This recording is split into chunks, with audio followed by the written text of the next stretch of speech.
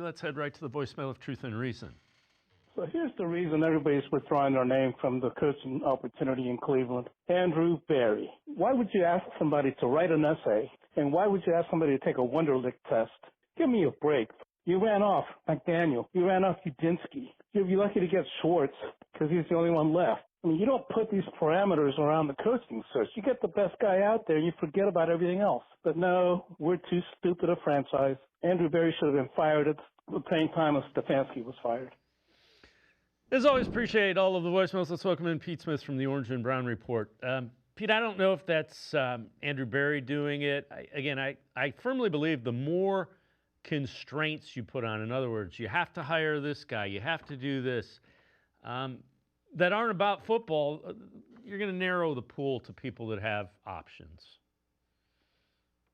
That's true. However, the coaching process they've used since 2016. This was brought in by Paul DePodesta, and it's the process that told them hire Sean McDermott, and then it's the process that told them to hire Kevin Stefanski twice.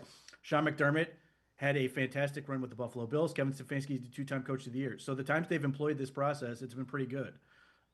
And if you are a coach, and I think for the Browns, I think there's an element to this where they want to see who's really serious about this. And for fans who are mad about that, I would think they'd want them to take this seriously. So if somebody's offering you $10 million a year, I'd write an essay for it. I'll do that. If the Browns want to make me write an essay for that kind of money, that stuff doesn't bother me. If you're really invested, it'll work itself out. But yeah, I mean, look, there's no doubt that whether it's, the Jim Schwartz angle or some of these other pieces to this, you are asking them to sort of, to conform to a weird set of rules in order to hire the job. But I don't think that's Andrew Berry.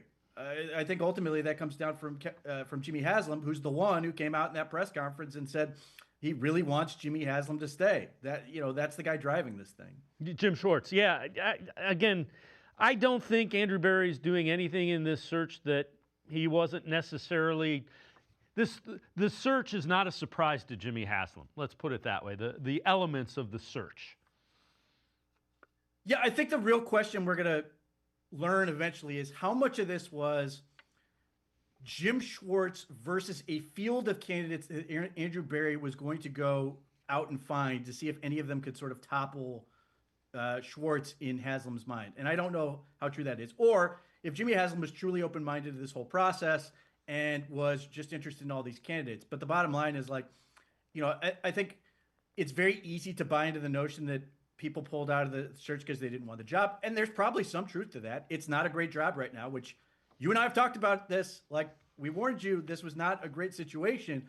But the other part about this is, we see this all the time where guys who don't think they're going to get the job just go ahead and pull their name out of this. Or they've leveraged their own situation. Grant Udinski just signed a newer sort of higher paying deal with the Jacksonville Jaguars.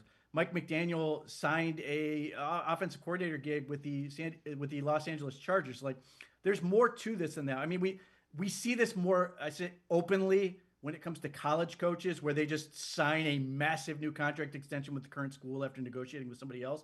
But some of that goes on in the NFL as well.